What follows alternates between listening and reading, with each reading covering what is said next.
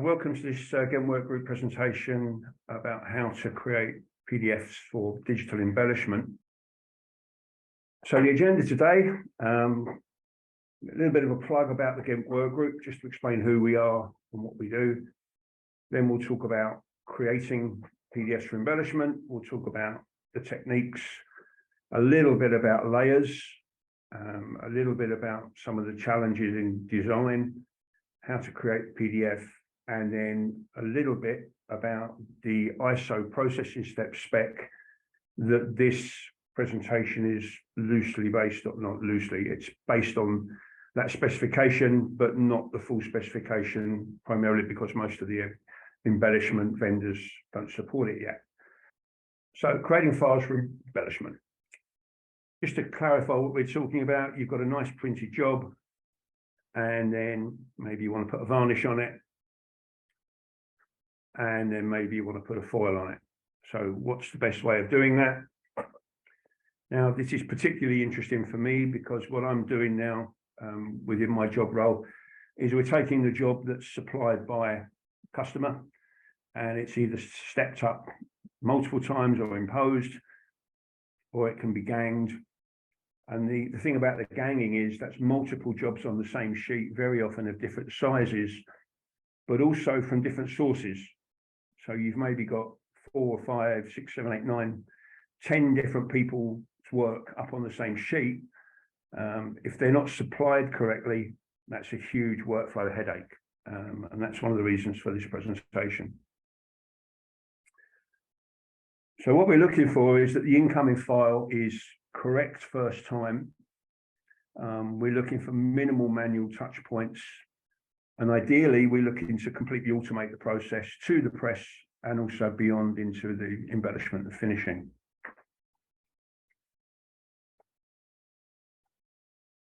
And to kind of put your head in the right place, what we're looking for is one PDF that has everything. It's what's commonly called now a single version of the truth.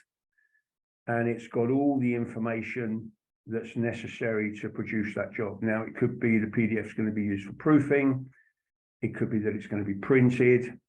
It needs to contain the finishing information, and also what's commonly now called non-print processes, which is where the term processing steps comes from, additional steps that are taken after the job's actually been printed. So once the substrate's got the image on it, what happens to it after that? That information can all be included in the PDF.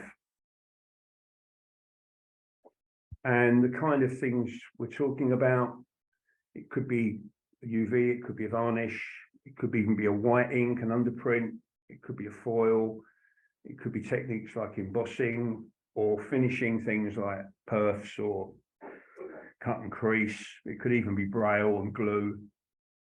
There's a long list of things that can be involved and included in the PDF when it's transmitted to the print service provider.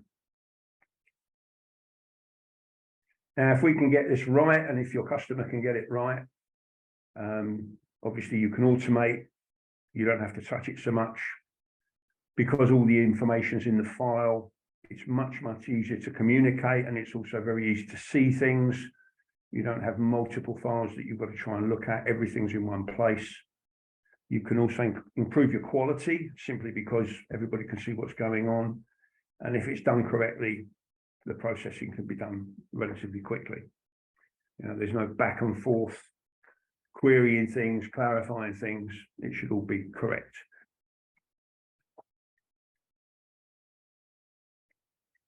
So let's look at how we can produce these files, or how your customers can produce these files. And one of the goals of this presentation really is we hope it's something that can be shared with your customers so they have an understanding of what you need and what you're trying to achieve. And of course, you can take out the bits of this that are relevant to you. One of the things that's very apparent when you look at the market is that there are more and more companies doing embellishment, be it traditionally in the analog fashion, or more importantly now digitally, inline or offline. They don't all work the same. They all have slightly different requirements. But the way that this document or this presentation sets out the way to produce the files the idea is that whichever way they work, if you set your files up like this, then they'll be useful and available to those companies, depending on what device they're working with. I mean, very often, of course, designers and people like that don't really know what the end result is going to be and how it's going to be produced. They just make it, and then somebody else takes responsibility for actually making it. So there's two main techniques: spot color separations, which has been around, since the days of PostScript. Overprint varnishes, then you separate as a PostScript file. That's been around for years.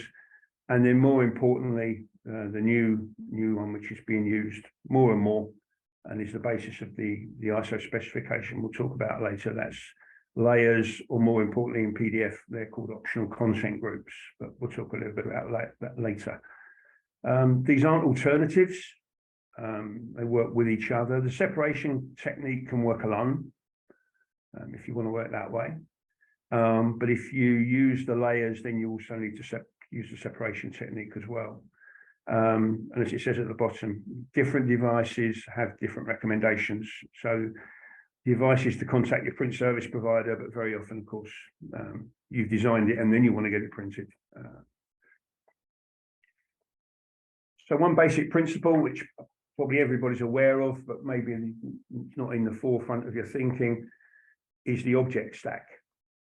So when you work with pretty much any application, even Word, you've got a stack of objects, one on top of the other, and they interact with each other using knockout and overprint and transparency to give you the visual effect that you're trying to achieve when your job is produced.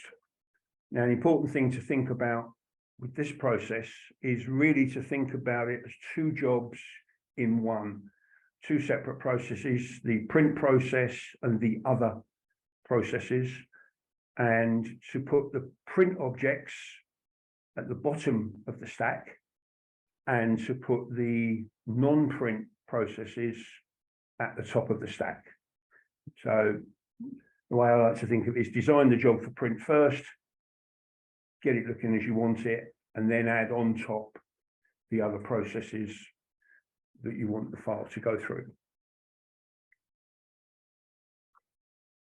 And the basic principle is to keep them separate. So effectively, there should be no interaction between the bottom of the object stack, the print, and the top of the object stack, the non-print. So there should be no interdependencies. So don't use transparency on the non-print objects. Don't use things like multiply and things like that. And also, all of the objects on the top should overprint. So literally no interaction between the printing objects at all.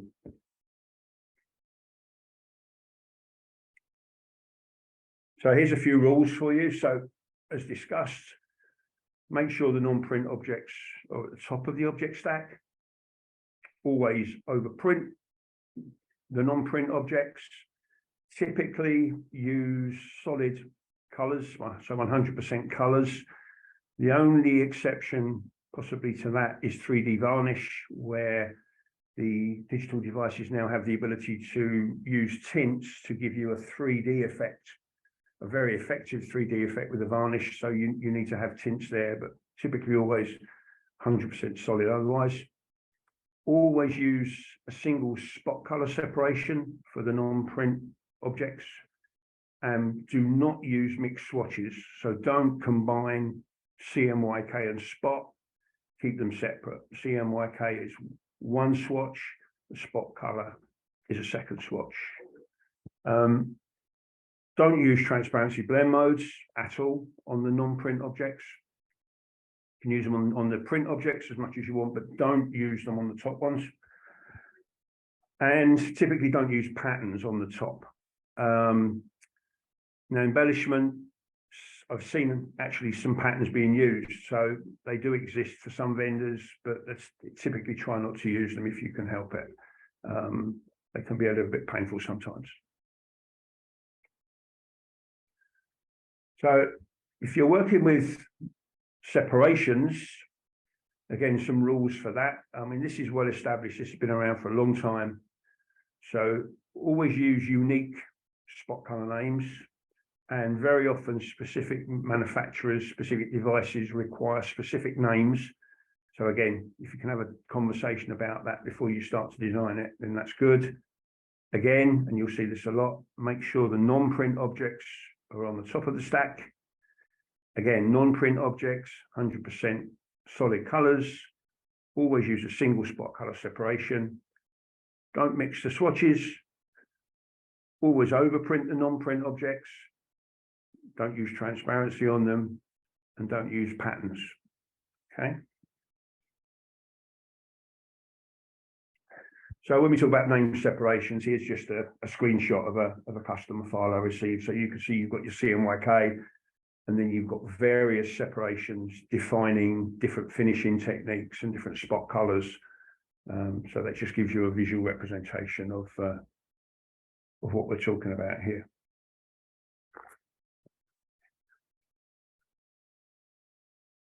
Now, the other thing that comes into play are layers.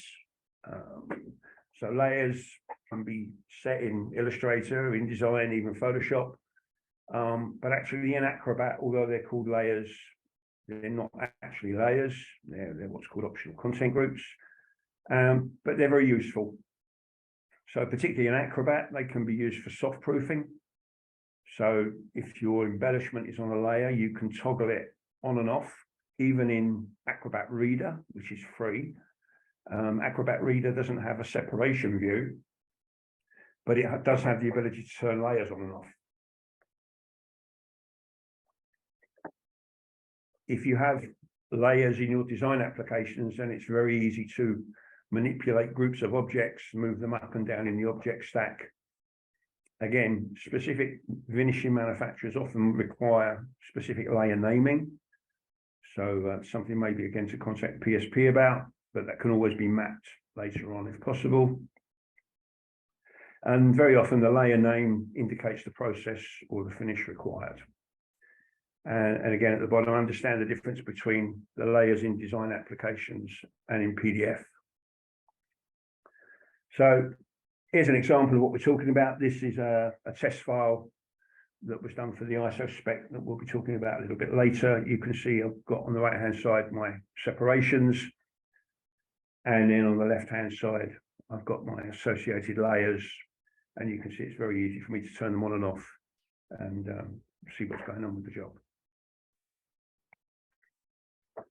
Okay, so let's talk about layers versus layers in PDF. So yeah, it's a bit of a shame that they call layers in Acrobat layers, but it is what it is. They're actually not layers, they're called optional content groups, and they have limited functionality in Acrobat. The main thing they do is they can be turned on and off. You can't adjust the layers in Acrobat to change the object stack like you can in design applications like Illustrator and InDesign, so you can't reorder them. And in Acrobat, the way to think about it is objects are not on layers, they're assigned to layers. So it's more of a link than actually something being on a layer. In Acrobat, layers can, the objects can be anywhere in the object stack. They can be at the bottom, they can be at the top, and then they can be assigned to a layer, which is very different to the way it works in design applications. And one other very important thing is that in Acrobat, layers can be, so objects can be on more than one optional content group or more than one layer. And I've got an example of that later just to show you what I mean. And the other thing that's very important to know is if you want to work with layers or OCGs in Acrobat, then you need to save them, or need to save the PDF as a 1.5 or higher. So if you've got a PDF X1A workflow, for instance, you can't work with layers. You can't work with OCGs. It's not possible. They're available in PDF X1A is based on PDF 1.3 or 1.4. So you should probably look at moving to PDF X4 as a minimum.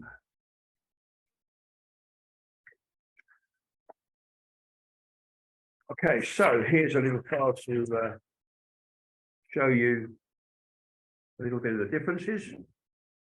So let me just turn this movie on. So this is in Illustrator.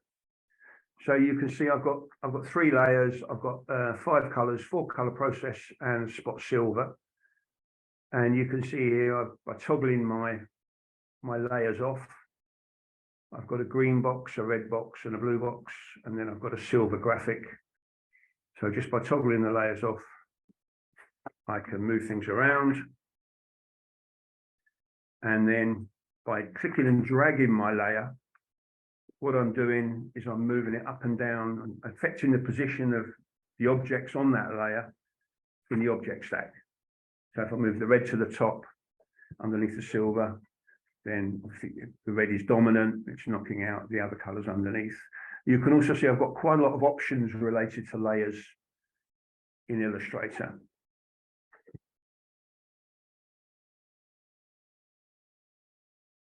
Now, this is Acrobat.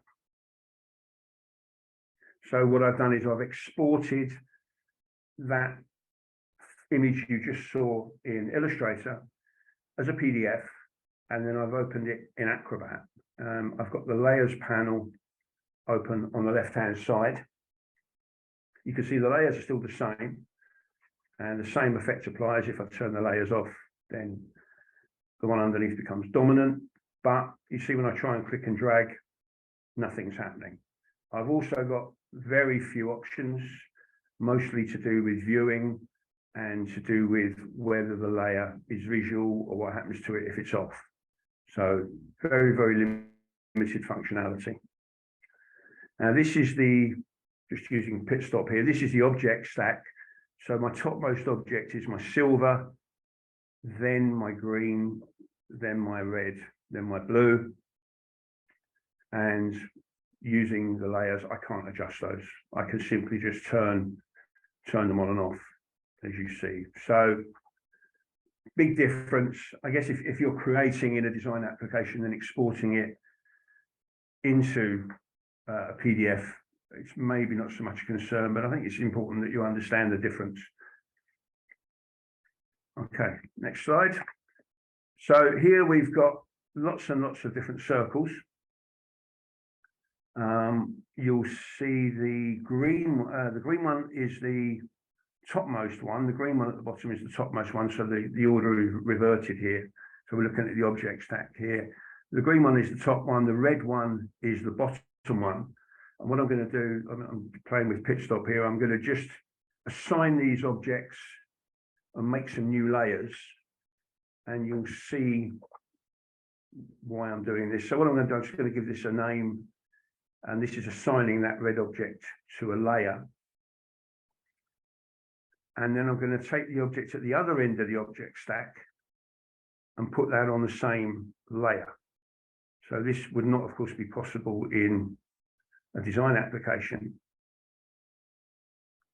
So what I'm doing this for is to show you that it doesn't really matter where in the object stack an element is, it can still be assigned to a layer in Acrobat. And then I do a few more things here. In a minute, I put multiple objects on multiple layers. So I think this might be there's three layers I've made up here. So I made this presentation quite a while ago. Yeah, the green one now is on a second layer, so it's on the first and also on the second.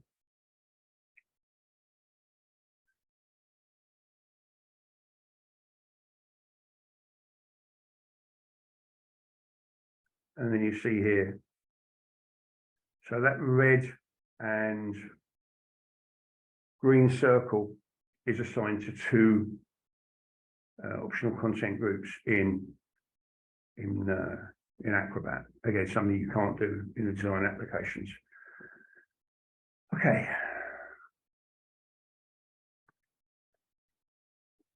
So some design challenges to talk about. Primarily knockout. So if you want to knock out the print objects and you want to knock out the non-print objects, because the non-print objects are all overprinting, and they're not allowed to interact with the bottom objects. There's a few little challenges there. So what I've got here is I've got a rich black background, 100K, 30 cyan, and I've got a UV varnish, which is the GWG text. But what I want is I don't want that varnish to be on the black. What I want to do is I want it to be on the substrate. So I'm going to knock out the rich black and have the varnish on the just directly on the substrate. So basically on white. So the question is, how do I do that? If those GVG objects have to overprint, how do I get a knockout? It's pretty straightforward actually, but you know, as a designer, it's probably easy just to think, oh, I'll just set it to knockout and then I get my white shape. But of course, you can't do that here. So this is an InDesign. So you can see I've made my text and it's knocking out at the moment. But in the specification we're talking about, it needs to overprint. So what I'm going to do, I'm just going to select the text and set it to overprint. And overprint doing what overprint does, you can now see that it's effectively disappeared because obviously the black is denser than the UV, so it's not showing. And now what I've got to do is I've got to make a knockout that will go between the UV and the background and be on the print layer rather than on the non-print layer. So pretty straightforward. What I did was I duplicated the varnish. I made it 0% black.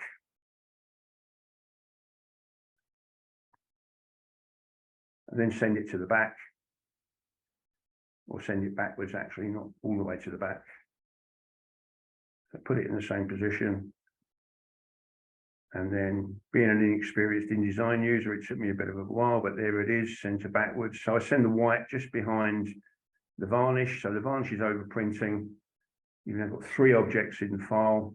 The varnish, the white, was 0% black. And then the back, and there's my knockout white objects to give me the visual effect that I want when I print this. So keeping to the rules, if I was to take that varnish away, so if I was to separate it and make it a separate file, as some people do, when they do this kind of embellishment stuff, my print object is completely intact. It's as I need it. Slightly different one here. I've got a silver here, a silver circle sitting on my background. So the silver is going to be, you know, foil, but I want to make a hole in it. So let's just start the video. So I want that hole, and of course, if I set it to knockout, what's happening is going to knock all the way through, and it will knock out the green as well.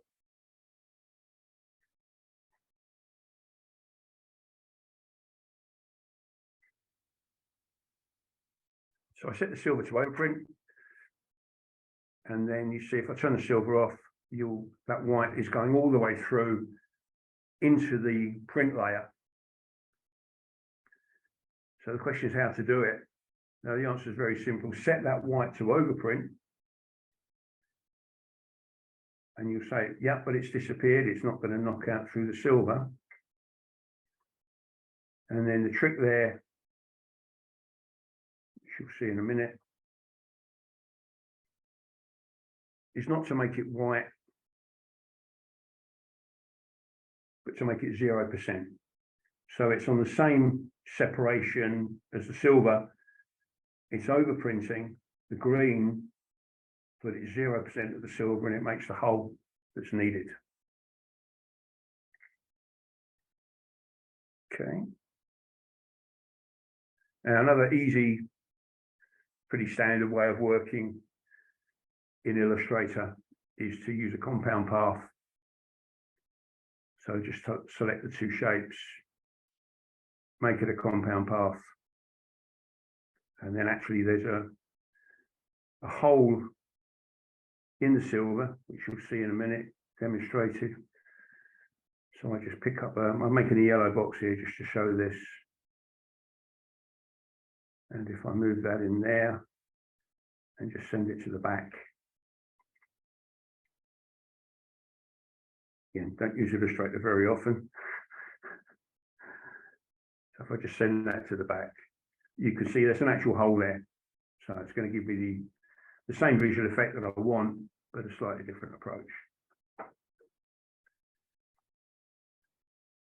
Okay. So one of the big uses of embellishment is working with images. So picking out pieces of the image. So instead of an all over varnish, actually picking out elements of it to give the image some pop and to really highlight some of the features. And there's some fantastic work I've seen done. I know Andy Campbell's on the call from Rico, and some incredible work they've got at their showroom, and also some amazing stuff I saw at Amplify Print. And especially with the 3D, the effects and the visual touch that you can get is incredible. So here's an engine, and a logical thing here would be to pick out the chrome and to put a nice UV on it. So I'm in Photoshop here, so it's very easy. You know, you make your shapes, select your shape, draw your shape as you want, and then you fill it. You can see, if you look on the right-hand side, I've already got a channel there called UV varnish. Let me start the video.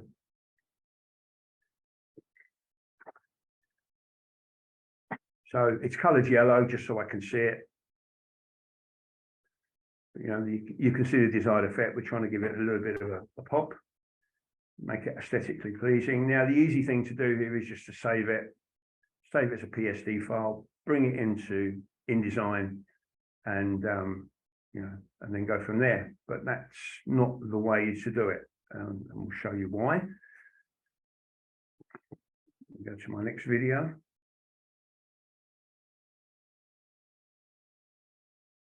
Not sure if this is the same one or it's this one. Yeah. So here, in fact, I think that one may even have a bit longer to run.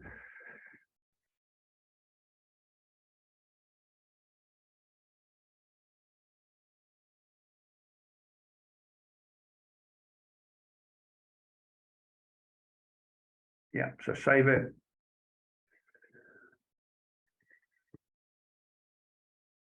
So that would be the kind of, if you like, the lazy way of doing it. Right, that is correct. Okay, so here I've got another video which shows you the implications of doing that, the result of doing that. So what I've got at the top is I've got that image that I just saved. So it's one image, and you can see the attributes. It's CMYK plus a spot. And then at the bottom, I've got two images. So I've taken that one image and saved it as a CMYK, and then also as a TIFF, a grayscale TIFF. Now you have to be a little bit careful with formats here, because what I'm going to do is set that TIFF to overprint, and to do that I have to set the image, not the frame. And overprint preview has to be on. And then what I'm going to do is color that up. So you can see it's now overprinting. I'm going to color that up with the spot, and you can see the visual effect is pretty much identical. But what you have is two images, one a colored up grayscale overprinting, the second, which is a CMYK object. Now you might think, why go to all that hassle? Well, here I'm in Acrobat. And bear in mind that when some people get these kind of jobs, they split them into multiple files for different devices. Some people still keep the file intact. Other techniques, they split it into two. They split it into the print and the non-print. So if I run this video here, I've got my layer, and I've assigned the objects to the layer. Now, because the image at the top is one image, You can see there's my UV varnish separation. My image at the top is one image. If I turn that layer off, the whole image is on that, the CMYK plus the spot. The bottom image, it's only the coloured up grayscale that's on the layer. So that's one of the reasons for doing that.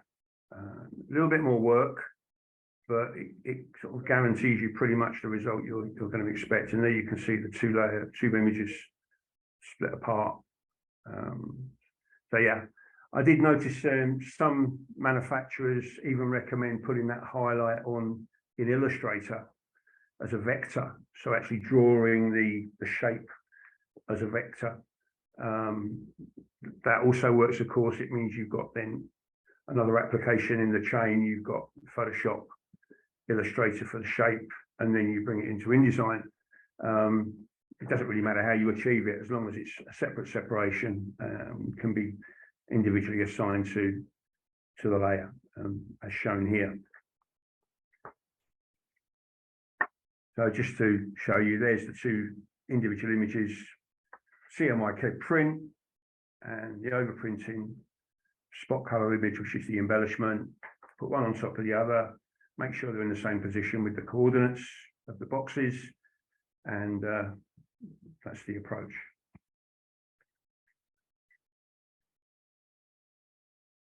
I mentioned it before, but you have to select, when you export your PDF, two things, or more than two things, but two things to get this effect.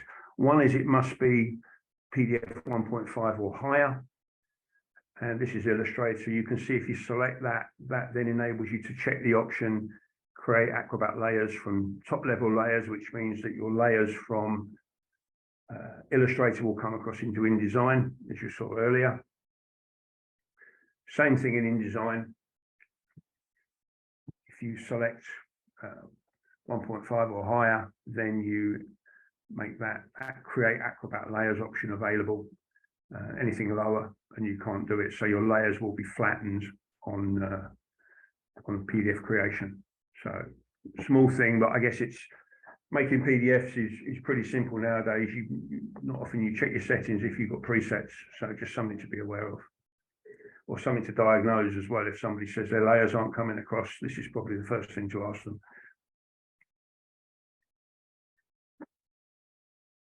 Okay, so now we talk about the processing steps, which is something that was initiated in the GIMP workgroup and then moved to become an ISO specification. So this has actually been published quite a few years now.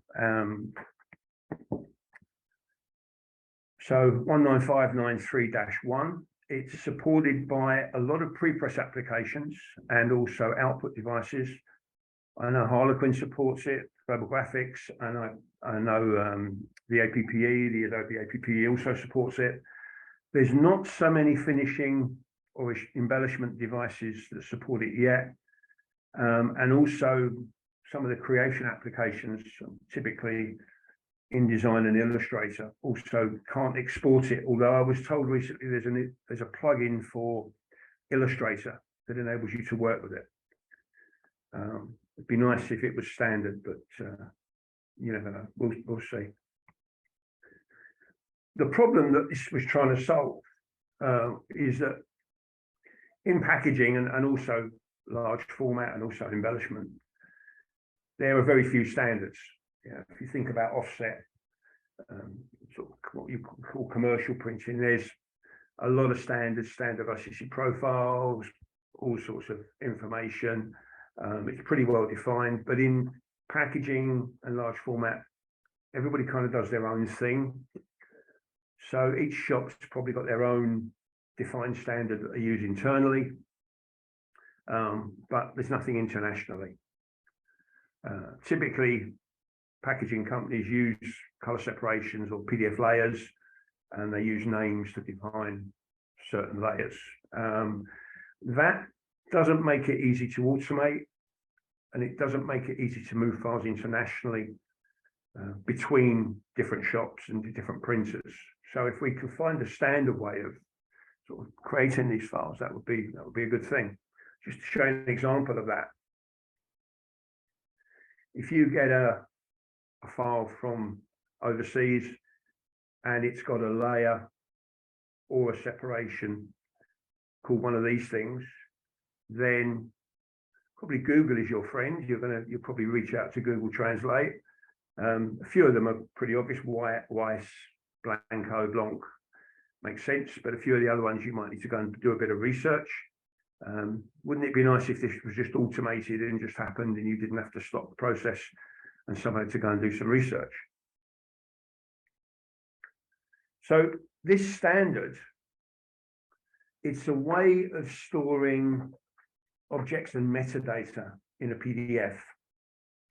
And it's typically used for what we've been talking about earlier, non-printing data.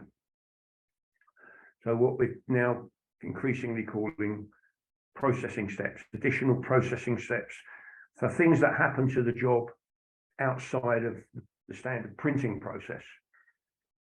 So things like cut and crease, legends, braille, emboss, deboss, even barcodes, even positional information can be transmitted as well. Because remember what I said before, the idea is to have everything that you need to convey information about the job in the PDF. So the idea is the objects are assigned to the correct layer, as we saw before, and there's requirements, as we saw before, about overprint and overlapping and spot colors and transparency. But the general rule is the same. The non-print objects should not influence the objects that are going to print in any way. They should be completely separate, completely separate.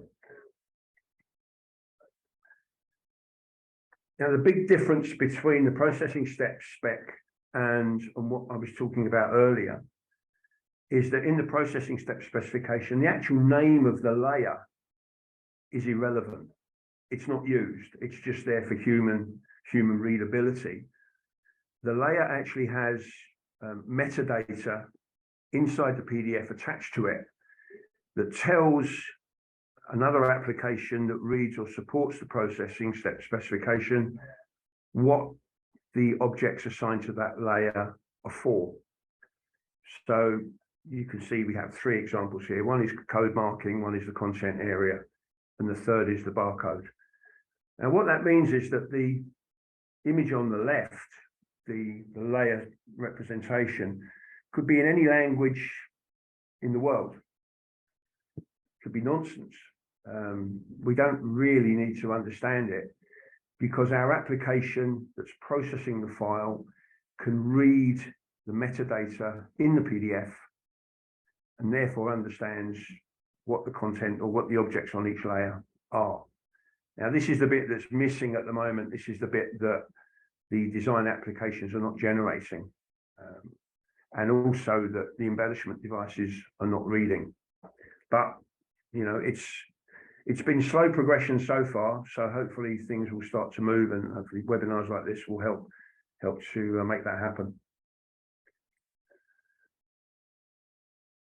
This is some examples of what's possible. This is actually from Pitstop, something I implemented when I was there several troopers ago, I think it was. So you can see you've got groups, so things like structural, dimensions, the legends, white and varnish, and then you see on the structural layer, you've got all different options of potential layers, optional content groups that could be defined. There's also custom, so you can make your own if you so wish, and work's already going on to extend this as the spec moves forward and is adopted. You know, people like ESCO and Hybrid are using this specification as standard, so it's in use in packaging. It's just not moved all the way through the rest of the industry yet.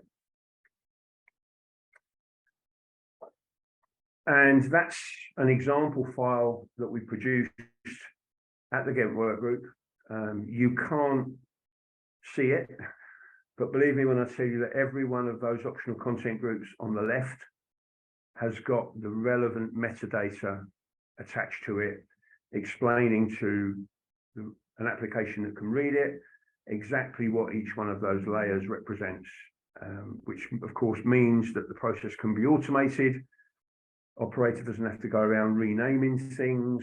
It should help the workflow and should speed up quality, knowledge, and also speed of getting the file printed. Okay, that is it. Just a quick copyright note here. This presentation itself is copyright of the Ghent Workgroup. Obviously, I mentioned I'd used some information before, Amplify Print, but this particular one is Ghent Workgroup. So if you'd like to use it, or if you'd like to understand it, that's who you should contact. Are there any questions? We've got a couple of minutes, I think. Let's have a quick look and see. It's there. So white underlay. Yeah, white underlay is an interesting one. Is white underlay part of the printing process, or is it a non-print process?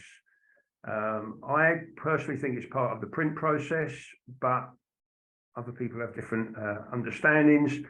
I think if you set it up like this, then you give people options. That's one of the great things about setting this these files up like this. What you do is you enable a degree of flexibility to the file to be manipulated at the other end as needs.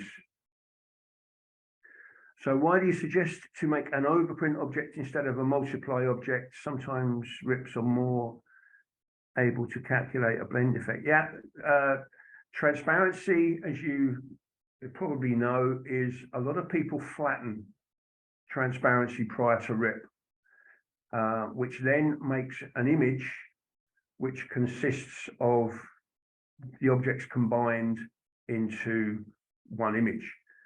So by keeping it as overprint, it's much simpler, and you know that those two objects are always going to be separate. And just to reiterate, what we're talking about here is not the printing objects. You know, you can use transparency as you wish. You know, in the print objects, it's the interaction between the non-print and the print below. So if you use multiply and someone flattens that file in Acrobat or something else prior to the RIP, you're not going to get the effect you want. So with overprint, it's much easier. And also, as I stated before, sometimes companies will split these files apart. They'll take the print and then take the other separations out. The transparency is not always going to give you the effect you want. So I hope that answers that one. So just a comment from Axel saying that with OCGs, words are not well suited in software with special characters like Polish, and a normalized naming would be a huge approach. I didn't know that, Axel, but you're absolutely right. You know, it's these kind of issues that if we can get this processing steps specification adopted more widely, then it will be a big benefit. So Inkjet Digital Embellishment is based on bitmap TIFF files. Why should we keep work on PDF workflow then? I would challenge that embellishment workflows are based on bitmap TIFF files. Yeah, and I noticed that's an anonymous attendee. Yeah, bitmap TIFF files, I think, went out in the 1980s along with faxes. But yeah, feel free to drop me an email. I'd be very interested to learn a little bit more about a TIFF-based workflow. As a designer, is there any way to define metadata without changing the swatch name? It's not so much you defining the metadata, actually, Jakob, it's actually the place you're going to supporting it. If no, are names for the basic layers, varnish, hot stamping defined? No, they're not. As I mentioned before, there's no real standards in packaging and embellishment. I think the answer there is to clearly name what the layers are for, and then your print service provider will be able to do sort of layer mapping and things like that to their own specification. If you know who's going to print it, if you know who's actually going to finish the job, then contact them first and ask them what their naming convention is, and yeah, but then you can set it up correctly. Is it possible to do all of the layering and separation in the graphic applications, or does this require manipulating the layers or groups in Acrobat? It's possible to do it all in the graphic applications, Tim. I only used Acrobat really to show the differences. Yeah, and because it's something I'm actually more comfortable in than a lot of the other applications. How many rips out there can read the ISO process steps and not print the die cut outline? I'm reliably informed that the two main ones, the Adobe APPE and the Global Graphics Harlequin rips, can support them and do what you're describing. Very often, it may depend on the implementation of that rip by the actual manufacturer. But I know that both are capable of doing it. Just a note from my friend at Rico, vectors work best for inkjet spot UV. So there we go. So that's a good one from Andy. Thanks, Andy, for that. Okay, that's the end of the questions. You've got my email address, I think, if you abc@imposition.com, or you can always contact Ghent Workgroup if you have any further questions. So thank you very much for your time. I hope that was useful and at least made you think a little bit about what we're doing. So brilliant. Speak to you soon.